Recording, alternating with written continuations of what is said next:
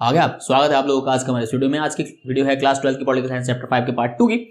और अगर आप चैप्टर की वीडियो देखने आए तो आप वीडियो को स्किप कर सकते हैं, लेकिन अगर आप 12th क्लास स्टूडेंट है और आप भी चाहते हैं बोर्ड के एग्जाम में आपके 95+ मार्क्स, तो ये इन्फॉर्मेशन सिर्फ आपके लिए है। हमने उठाया जिम्मा आपके बोर्ड के एग्जाम में 95+ मार्क्स स्कोर करवाने का, जिसके लिए हम ला रहे हैं वीडियो। अभी चैप्टर के बेसिक कॉन्सेप्ट को समझाते हैं, देन हम इसके बाद वीडियोस लाएंगे हर एक चैप्टर की लाइन वाइज एक्सप्लेनेशन कर, देन उसके बाद हम वीडियोस लेकर आएंगे आपको सीबीएसई बोर्ड की तरफ से मिले हुए सपोर्टिंग मटेरियल के हर एक पॉइंट को बहुत अच्छे से समझाते हैं। देन उसके बाद हम वीडियो लेकर आएंगे आपके लिए जो इंपॉर्टेंट क्वेश्चन आपके बोर्ड के एग्जाम में आने वाले हैं, यहाँ हैं, उनको समझाते हैं, उनको किस तरीके से सेट करना है ताकि आप स्कोर कर सकें आपके बोर्ड के एग्जाम में 95+ मार्क्स। सो इन सब चीजों को प्राप्त करने के लिए और बोर्ड के एग्जाम में 95+ मार्क्स लाने के लिए आपको कर लेना हमारे चैनल को सब्सक्राइब, ताकि जैसे हम करें वीडियो अपलोड आपको मिल जाए नोटिफिकेशन, आप देख पाए वीडियो को और स्कोर कर पाए आपके बोर्ड के एग्जाम में 95+ मार्क्स। तो अब शुरू करते हैं चैप्टर की वीडियो को।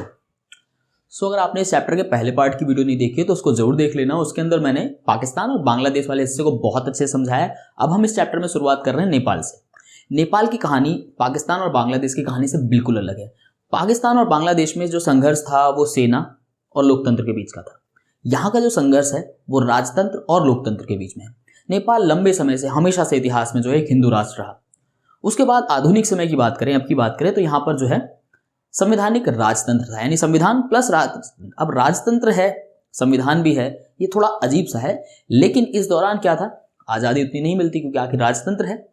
सो लगातार नेपाल में इस बात के स्वर आवाजें उठती रहती थी कि भाई यहाँ पे लोकतंत्र आए, लोकतंत्र आए। लोकतंत्र के लिए आंदोलन भी जगह जगह होते थे, लेकिन राजा सेना के साथ मिलकर के उन आंदोलनों को दबा देते थे। लेकिन 1990 के दशक में जाकर के जब बड़े जोर शोर से आवाजें उठने लगी लोकतंत्र के समर्थन में, तो आखिरकार राजा ने लोकतंत्र की बात को मान लिया। देखो, लोकतांत्रिक संविधान की बात को मांग को मान लिया। उसके बाद लोकतंत्र आया। लोकतंत्र आने के साथ में ही नेपाल में एक और चीज का जन्म हुआ, वो हुआ माओवादियों का। अब ये वादी वाला जो शब्द है ना, इसका पूरा झंझट ही आज मैं खत्म कर देता हूँ। जैसे हम कहते हैं गांधीवादी, तो गांधीवादी कौन कहलाएगा? जो गांधी जी के विचार को फॉलो करता है। ऐसे ही अगर पूंजीवादी, तो हम अमेरिका की जो फिलॉसफी है, जो विचारधारा है, उसका समर्थन करते हैं कि भाई कैपिटलाइजेशन होगा। ऐसी समाजवादी, तो ऐसे ही है माओवादी। माओ कहाँ से आया? अगर आपको चाइना वाला सीक्वेंस याद हो, वहाँ पर एक आप चौथे चैप्टर में जाएंगे, वहाँ पे देखेंगे माओ की लाल टाई ऐसे करके है ना। हाँ, तो ये समाजवाद का हिस्सा है, जहाँ पर आर्थिक असमानता जो है उसको कम करने के लिए माओवादियों जो है आगे 90 के दशक में नेपाल में, और इन्होंने जगह जगह जो है अपने प्रभाव को मनवाने के लिए हिंसक कार्यवाही की। अब इस दौरान हुआ क्या कि माओवादी, सत्ता में बैठे हुए लोग, क्योंकि लोकतंत्र आ गया था संवैधानिक, अब सत्ता में बैठे हुए लोग और राजा, इन तीनों के बीच में त्रिकोणीय संघर्ष हुआ, 3 तरफा। अब इस संघर्ष में सबसे ज्यादा फायदा सोचो किसको हुआ होगा? इसमें सबसे ज्यादा फायदा उठाया राजा जी ने। राजा ने क्या किया कि सन 2002 में संसद जो थी भंग कर दी, यानी कि नेपाल में जो लोकतंत्र बना था उसी को पूरा बंद कर दिया और फिर से राजतंत्र आ गया। यानी कि जो थोड़ा बहुत लोकतंत्र था अब वो खत्म और फिर से क्या आ गया? राजतंत्र। पाकिस्तान ने और बांग्लादेश वाला याद आ रहा है ना, वहां पर सैनिक के साथ हो रहा था, यहां राजा जी के साथ हो रहा है। अब उसके बाद क्या हुआ? सन 2006 में एक बार फिर पूरे देश में लोकतंत्र समर्थक आंदोलन उठ खड़ा हुआ और इस बार 7 दल इसमें शामिल हुए, इसलिए इसको कहा गया 7 पार्टी अलायंस। और इसकी अगुवाई कौन कर रहे थे? माओवादी और सामाजिक कार्यकर्ता। ठीक है। अब इस बार जो है, जो राजा ज्ञानेंद्र थे, राजा जी का जब नाम आ रहा है नेपाल में तो आपको याद रखना है उनका नाम था ज्ञानेंद्र। ठीक है। तो आखिर में जो राजा ज्ञानेंद्र थे उन्होंने इस बार इस बात को मान लिया और अहिंसक था पूरा आंदोलन। लेकिन हकीकत यह है कि आंदोलन हुआ है, कुछ हिंसाएं हुई थी जो आपके सिलेबस में नहीं दी गई हैं। थोड़ी अगर आप रिसर्च करके पढ़ना चाहें तो पढ़ जरूर सकते हैं। सो एक इंटरेस्टिंग कहानी भी। तो आखिरकार जो है राजा जी का जो राजतंत्र था वो चला गया पूरी तरह से 2008 में, और नेपाल जो है वो एक लोकतांत्रिक गणराज्य बन गया। और 2015 तक आते आते इन्होंने अपना संविधान भी बना लिया। जो माओवादी जो हिंसा करके अपनी बात मनाते थे, इन्होंने हिंसा का रास्ता छोड़ दिया और सामाजिक जो अस्थिरता थी, जो आर्थिक अस्थिरता थी, उसको ठीक करने के लिए काम चालू हुआ। तो ये है पूरी कहानी नेपाल की कि आखिर वो कैसे राजतंत्र और लोकतंत्र के संघर्ष के बीच में झूलते झूलते कैसे आखिरकार लोकतंत्र की सीढ़ी पर पहुंच गया। सो अब इसके बाद चलेंगे हम चैप्टर के, और हमारे चैप्टर के एक और इम्पॉर्टेंट देश की तरफ जो है श्रीलंका। वहाँ की कहानी इन तीनों से अलग है, यानी पाकिस्तान, बांग्लादेश और नेपाल की कहानी से बिल्कुल ही अलग। तो अब चलिए उसको शुरू करते हैं। तो श्रीलंका की आज़ादी 1948 के बाद से हमेशा से लोकतंत्र कायम रहा और लोकतंत्र को लेकर कोई समस्या नहीं। यहाँ पर समस्या है श्रीलंका में रहने वाले दो समुदायों के आपसी संघर्ष की। एक तरफ है तमिल, दूसरी तरफ है सिंहली। सिंहली जो है श्रीलंका का बहुसंख्यक समुदाय है और ये यहाँ का मूल समुदाय भी है। जब आप श्रीलंका के झंडे को देखेंगे तो आप उसमें पाएंगे एक शेर बना हुआ है, वो सिंहली समुदाय का प्रतीक है। सो अब ये तमिल कौन है? तमिल वो लोग हैं जो जब अंग्रेजों का जब ये उपनिवेश हुआ करते थे भारत श्रीलंका वगैरह, तब भारत से ले जाके तमिलों को वहां पर काम के लिए बसाया गया। अब जब आज़ादी मिली, अंग्रेजों का जो पूरा दौर था वो खत्म हुआ, तो उसके बाद वो तमिल लौटकर भारत नहीं आए और उसके बाद भी बहुत सारे तमिल जाके श्रीलंका में बस गए। अब भारत से जब हम श्रीलंका में प्रवेश करते हैं तो जो उत्तर पूर्व का इलाका है उस पूरे हिस्से पर नियंत्रण है तमिलों का। लेकिन सिंहली ये मानते हैं कि भाई ये बाहरी हैं, इनके साथ किसी प्रकार का हमें जो है अच्छा व्यवहार नहीं करना चाहिए, इनको अलग रखना चाहिए। और जो सिंहली जो बहुसंख्यक है उनका राजनीतिक दबदबा भी है प्रत्येक क्षेत्र में। तो अब तमिल अपने आप को लगातार उपेक्षित, समाज से कटा हुआ महसूस करते थे। तो इसी के परिणाम स्वरूप तमिलों ने क्या किया कि 1983 में खुद को संगठित किया LTTE, लिट्टे के रूप में। लिट्टे है लिबरेशन टाइगर्स ऑफ तमिल इलम। तमिल इलम यहाँ पर तमिल राष्ट्र की मांग है। तमिलों ने शुरू किया कि भाई उत्तर पूर्व का जो श्रीलंका वाला हिस्सा है उसको एक तमिल राष्ट्र बना दिया जाए, घोषित कर दिया जाए। अब यहां पे संघर्ष चालू हुआ तमिल और सिंहलियों के बीच में। अब इस संघर्ष में क्योंकि तमिल शामिल थे और तमिल जो है वो भारत से गए हैं, तो भारत में जो तमिल है उन्होंने सरकार पे दबाव बनाया। अब भारत ने इसमें फैसला किया कि भाई इनके बीच में सुलह करवानी चाहिए। तो भारत ने सन 1987 में भारत से भेजी शांति सेना और ये थी कि भाई दोनों के बीच में सुलह कराई जाए।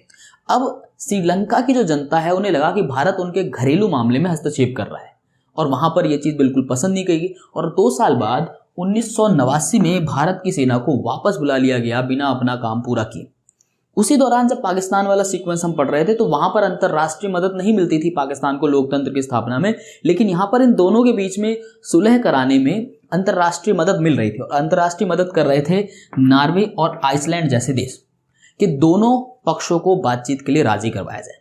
और आखिरकार इनके बीच का जो संघर्ष था वो खत्म हो गया। वो संघर्ष कैसे खत्म हुआ कि लिट्टे को ही खत्म कर दिया गया वर्ष 2009 में। तो इस प्रकार से जो श्रीलंका की समस्या थी, दो समुदायों के बीच की आपसी लड़ाई को लेकर के, आखिर में वो भी समाप्त हो गई। और तमिल इलम जब लिट्टे समाप्त हुआ तो तमिल इलम, तमिल एक अलग राष्ट्र को जो मांग थी वो भी खत्म हो गई।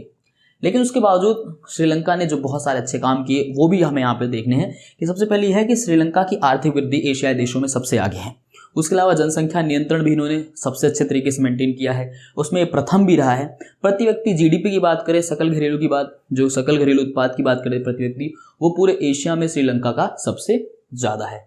और इकोनॉमी का उदारीकरण, जो भारत में उदारीकरण इकोनॉमी का अर्थव्यवस्था का 1991 में किया गया, वो श्रीलंका में उससे भी पहले, यानी कि एशियाई देशों में सबसे पहले उदारीकरण अगर किसी ने किया तो वो था श्रीलंका।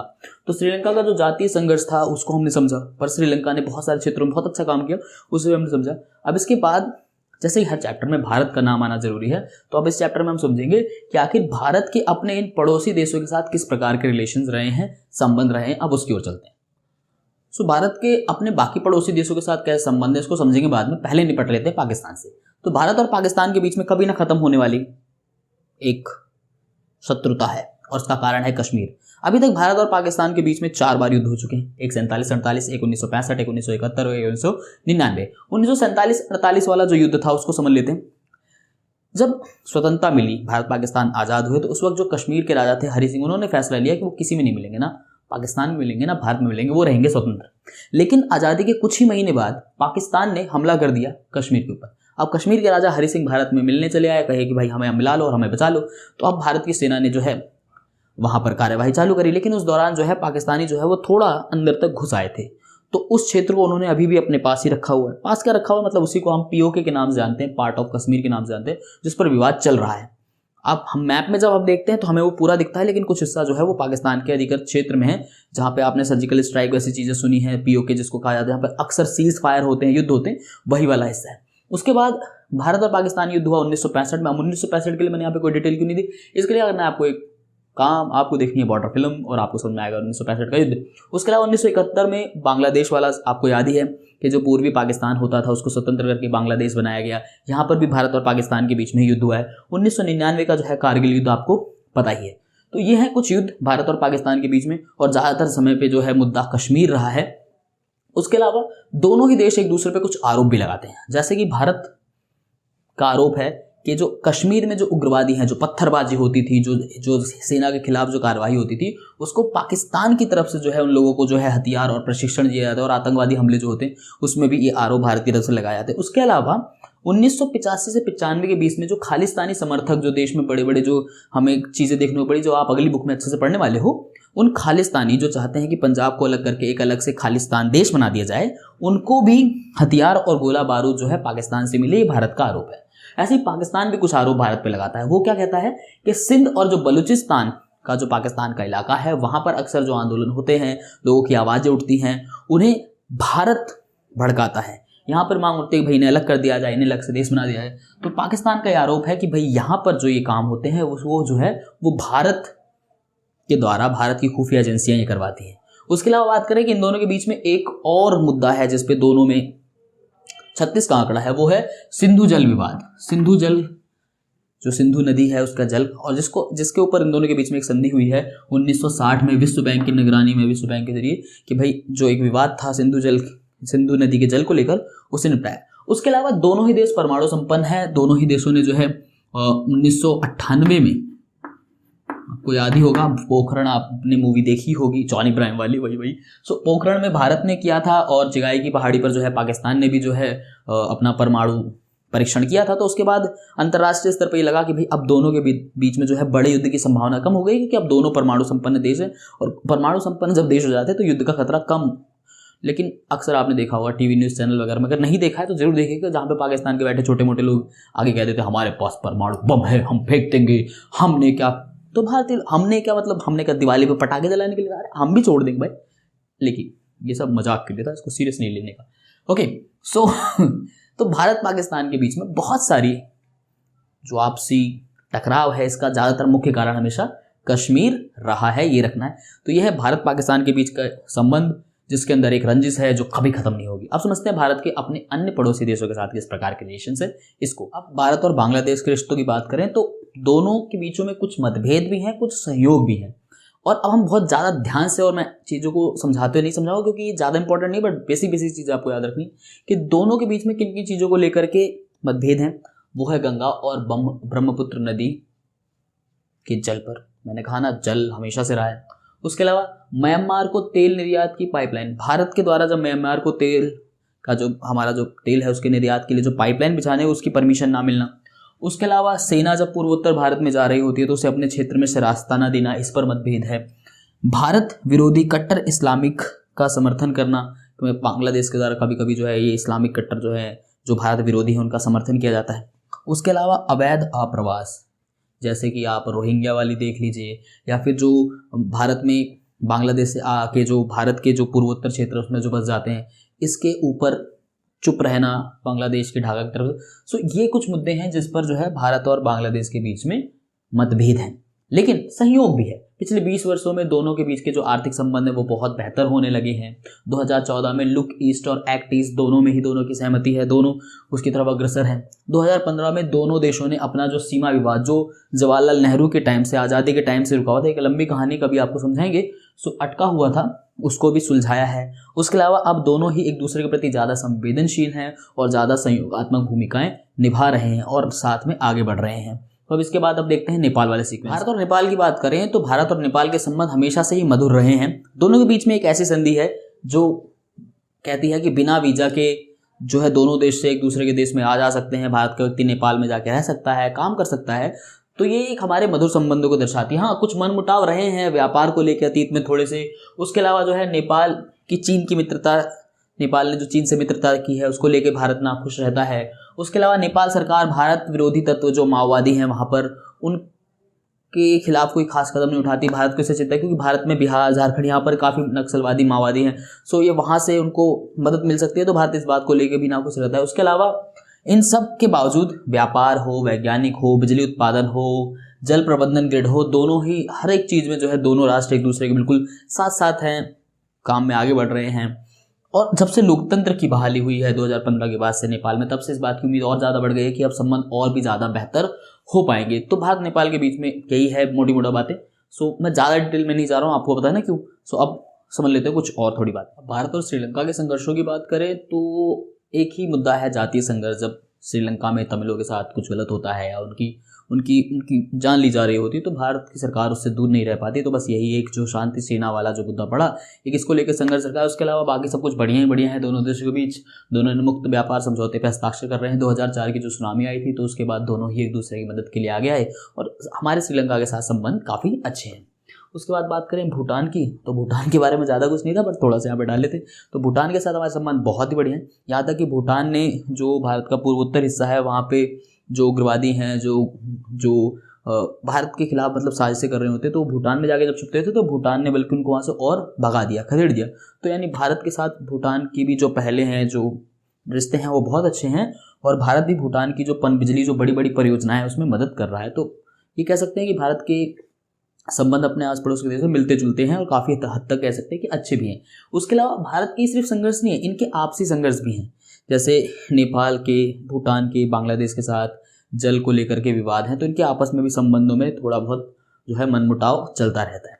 उसके अलावा इस पूरे क्षेत्र की बात करें तो भारत, क्योंकि भारत के साथ लगते हुए छोटे छोटे बहुत से देश हैं, तो यहाँ पर कभी कभी ऐसा लगता है कि भारत बड़ा देश होने के नाते जो है अपनी बातें उन पर मनवाता है, थोपता है। तो कुछ इस प्रकार की चीज़ें भी हैं जो आप पढ़ सकते हो चैप्टर में, ज़्यादा डिटेल में जाने की जरूरत है नहीं। उसके अलावा इस क्षेत्र में कुछ अच्छी चीज़ों की बात करें तो SAARC, South Association for Regional Cooperation, और इसको जो है हिंदी में दक्षेस भी कहा जाता है, तो ये भी आपको याद रखना है। तो इसकी स्थापना की गई 1985 में, ताकि भाई ये जो है 7 देशों को मिलकर बनाया गया, जो अभी मैंने स्टार्टिंग में अगर आपने पहले पार्ट देखा है तो उसके अंदर बताया गया, उन्हीं को मिला के बनाया गया था। पर दुर्भाग्यवश ये सफल नहीं रह पाया। फिर उसके बाद दोबारा एक बार प्रयास किए गए, 2002 में साफ्टा की जो है स्थापना की गई। इसका कहा गया दक्षिण एशियाई मुक्त व्यापार क्षेत्र, और ये 1 जनवरी 2006 से पूरी तरह से प्रभावी हो गया है। और इसको बनाने के पीछे का उद्देश्य है वो ये है कि आपसी व्यापार में लगने वाले सीमा शुल्क, इसको आपको ध्यान रखना है। जब ये देश जो दक्षिण एशिया के देश हैं जब आपस में कोई व्यापार करें तो इनके बीच में जो लगने वाला जो सीमा शुल्क है वो कम से कम हो जाए, इसलिए साफ्टा को शुरू किया गया। सार्क जो है आपसी विभेदों के कारण जो है संभव नहीं हो पाया, जो है पॉसिबल नहीं हो पाया, लेकिन साफ्टा कारगर है। ठीक है, साफ्टा की फुल फॉर्म और सार्क की फुल फॉर्म आपको याद रखनी है। सार्क जो है वो 7 देशों को मिलकर, और ये भी याद रखना है। सो अब वीडियो हो चुकी काफ़ी लंबी, सो अब इसको यहीं पे रोकते हैं और चैप्टर बेसिक के साथ आपका कंप्लीट होता है बेसिक इन्फॉर्मेशन के साथ। सो अब आपको क्या करना है, आपको वीडियो को कर देना है लाइक, चैनल को सब्सक्राइब आप कर चुके होंगे आई होप कि, और नहीं किया तो जरूर कर लेना, और इस वीडियो को कर दो शेयर अपने दोस्तों अपने क्लासमेट के साथ, क्योंकि ज्ञान बांटने से बढ़ता है। मैं मिलता हूँ बहुत जल्द आपसे अगली वीडियो में, तब तक के लिए नमस्कार।